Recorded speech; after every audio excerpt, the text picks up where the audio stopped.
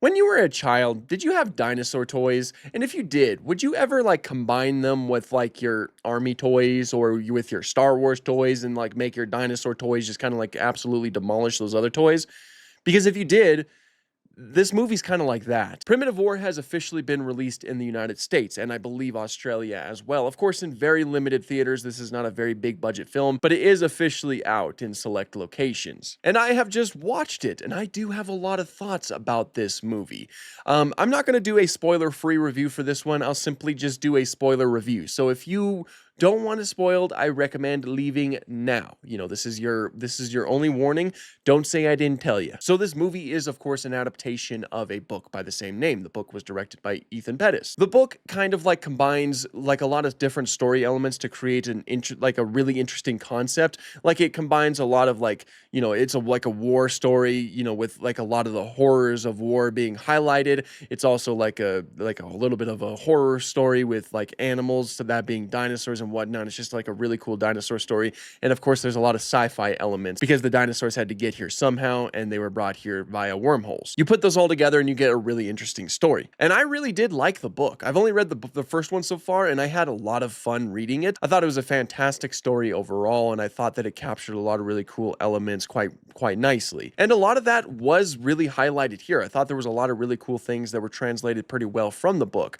But with that being said, I'm not going to be like using the book as my basis going into this movie because of course movie adaptations are not one-for-one adaptations. There's a lot of elements that are left out because books can go as detailed as they need to. They can go as long as they can. They can flesh things out as long as they possibly can. That's a luxury that movies don't have, and so a lot of the times that's why movie adaptations often feel kind of bare compared to, you know, the book, like the original book. So I'm not going to use that, and I'm not going to fault the movie in any of those areas. We're simply just going to talk about the movie as it currently is. I might reference the book every once in a while and, you know, mention how some things are different, but I'm not going to like use that as a slight on the quality of the movie, if that makes sense. So anyway, first of all, we do have the characters of this movie and a lot of them were pretty good. Some of them did kind of blend together a few times. Like sometimes it's difficult to keep track of who's who, and like whose story you're following at any given moment. Like, cause a lot of things do kind of move a little bit quick. But that's not like a huge issue because eventually you do get caught up to speed and you can like kind of understand what's going on and what some of these characters are dealing with and what they're struggling with. So a lot of the characters were handled pretty well and they did fill their roles quite nicely. I thought the acting was pretty good overall, especially Keys.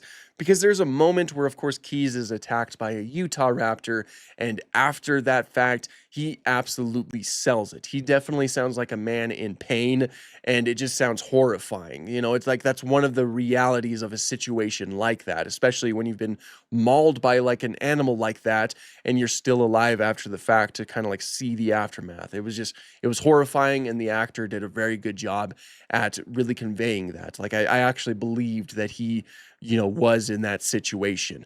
On top of that, that whole scene where he's mauled by the Utah raptor, specifically Cyclops, because he stabbed it in the eye, of course, and Cyclops because one eye. That was very well done. It was one of my favorite scenes in the book. It was one of my favorite moments in the book when the Utah raptor attacks him because after it does, it like hears everybody else in the distance and it kind of like tries to hide him and it tries to hunker down and blend in because it's like trying to, you know, protect itself and protect its meal. It kind of did that here too. And it was very, very nicely done. The Utah raptor is enormous and looks gorgeous. Like I loved the quality of its CGI, especially in this scene. I loved the feathers and I loved how much bulk it had. It was portrayed very nicely. While I'm talking about that right now, I might as well mention that I really did not mind the CGI in this film. Obviously, there were some scenes that looked kind of iffy, especially one towards the end where all of the Utah raptors, they have fire in the background and they're kind of silhouetted. A lot of the CGI kind of looked iffy right there, but it wasn't really a deal breaker for me. There was a lot of really good scenes, and like when I was watching them, it felt like I was was actually watching. I was able to suspend my disbelief enough to, note that these are dinosaurs on screen. So I thought the CGI was pretty decent overall. Obviously, it's not going to be the same heights as like a big studio film because this is a small budget film. I think it only had a budget of around $7 to $8 million. So they certainly did have to stretch their budget in different areas. but I thought they did a good job with what they had. The dinosaur designs looked great for the most part. There are some designs I'm not crazy about, and I have talked about that before. Mostly just like the T-Rex skull looking like the Jurassic Park T-Rex, or the Dreadnoughtus looking like the Jurassic World Apatosaurus, or things like that. Really not a big deal overall. It's just, I want this movie to be a little bit more separated from the Jurassic franchise. That's mostly like a personal thing because I want more dinosaur movies out there that are set apart from the Jurassic franchise. But those are just like small things in the grand scheme of things because everything else looked great. Like the T-Rex, for example, I don't like its skull shape, but I like the fact that it has lips. I like the fact that it has a huge amount of bulk. I like the fact that the male has like sparse amounts of feathers or quills. I like the fact that the male has different colors from the female. I like that there's a lot of sexual dimorphism in this movie because it makes these animals feel real, like they have their own complex ecosystems and own complex lives going on outside of what we see on the screen. And yeah, they're like the Triceratops, you can tell that there's some dimorphism present there. The Utah Raptors has some dimorphism as well. Even something as simple as the Amargasaurus that doesn't even show up too frequently appeared to have something like that, or the many hadrosaurs that we see in the background. Just something that adds a lot of depth to these animals that just kind of adds a lot of meat to the bones, essentially. It was very nice. And yeah, kind of like in that same vein, there were a lot of dinosaurs in this film. A lot of them kind of like showed up briefly. Like there was this one montage where like most of Vulture Squad, they're kind of like dealing with a lot of the issues of this valley right now. And they see a plethora of different dinosaurs. I really liked seeing like the Deinonychus sleeping in the trees. That was awesome. And I love that they actually portrayed the Deinonychus climbing in the trees. We see some ankylosaurs. We see what I assume is a Suchomimus, which was sick. I assume it's Suchomimus because Suchomimus does appear in the second book. So it probably, it was just a brief appearance. We see it like it has like a crocodile in its mouth, which is kind of fun because the name Suchomimus translates to crocodile mimic. So I don't know. I don't know if there was a connection that was placed into that, but it was just cool to see it on screen. Again, like I mentioned, there were the Amargasaurs. We saw a plethora of hadrosaurs. There were the Quetzalcoatlus. The Quetzalcoatlus, their scene was ripped straight from the book as well as they're attacking the Russians.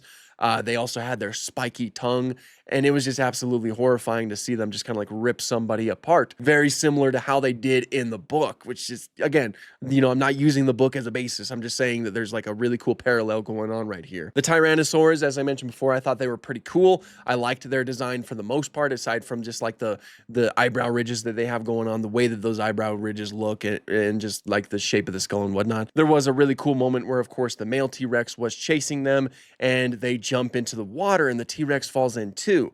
And then you see the T-Rex swimming, which is always something I love to see because T-Rex, there's no reason to think that T-Rex could not swim. It had the proper adaptations to do so. And I just like how Ryan just has a little line where he says, "Of course it can swim." I thought that was a fun little addition. Also, we do see the Tyrannosaurs attacking the Russian camp towards the end, and they just dialed that all up to 11 with the Tyrannosaurs just kind of like biting everybody and throwing them and just crashing through tanks and stuff, and there's explosions going on. There was a lot of really cool things happening, and it was just very intense and very exciting overall. But that also leads into one thing that I was kind of iffy about, and that's like the Utah Raptors and the Deinonychus. But hey, Dino Guy, weren't you just saying that you love the Utah Raptors? Why are you so contradictory? I don't like you. You suck. Well, okay. Well, you didn't have to be so hurtful, all right? No, overall, I do love the Utah Raptors, and I thought that they were portrayed very nicely, and there was a lot of really cool moments with them. But where they kind of lost me a little bit was the horde of Utah Raptors.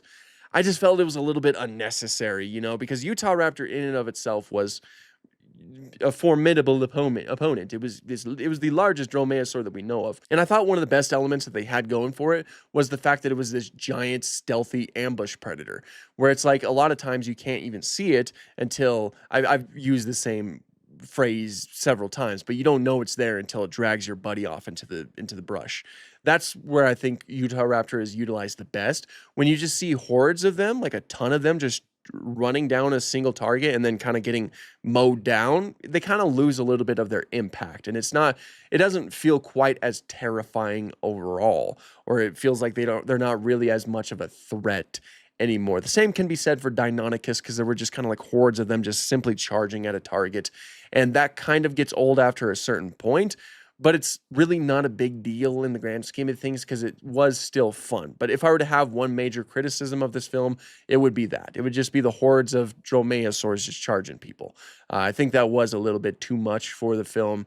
And, I think that the tyrannosaurs in and of themselves were a great finale to the film, or like a great final set piece, whoops, that really, left a lasting impact. Like you would remember that. I don't think you needed another grand set piece. I mean, obviously you can end it with the Utah Raptors and end it with Cyclops specifically, but you don't have to have tons of them. I don't think there had to have been more than 6 realistically, or more than 4, assuming that, 2 of them would have died with keys. But again, that does not ruin the movie for me at all. I thought that it was still a great watch. That was just basically my major criticism. Like if I were to place any major criticism into the film, it would be with that. The Spinosaurus obviously is in this movie, not Caprasuchus. Caprasuchus was in the book. There was a lot of Caprasuchuses that were in the water portion with the boat. Spinosaurus does replace Caprasuchus here.